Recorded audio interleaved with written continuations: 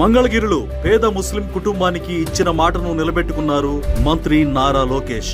గత సంవత్సరం షేక్ షహన్షా కుటుంబాన్ని ఆకస్మికంగా సందర్శించిన ఆయన మైనారిటీ కుటుంబ సభ్యులతో కలిసి ఇఫ్తార్ విందులో పాల్గొన్నారు.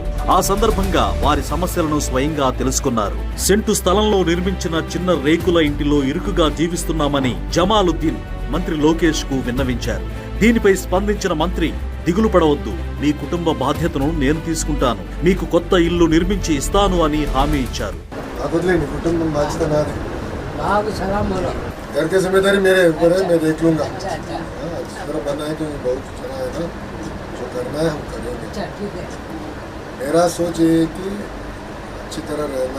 ఆ హామీని నేడు నెరవేర్చుతూ పేద ముస్లిం కుటుంబానికి కొత్త గృహాన్ని నిర్మించి ఆయన అందించారు. దీంతో వారి సొంత ఇంటి కలను సాకారం చేసి మాట నిలబెట్టుకునే నాయకుడిగా మరోసారి నిరూపించుకున్నారు మంత్రి నారా లోకేష్.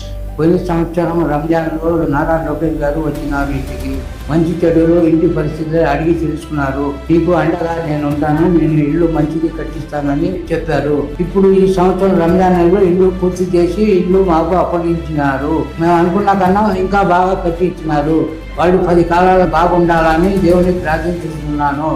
నారా లోకేష్ గారికి ధన్యవాదాలు.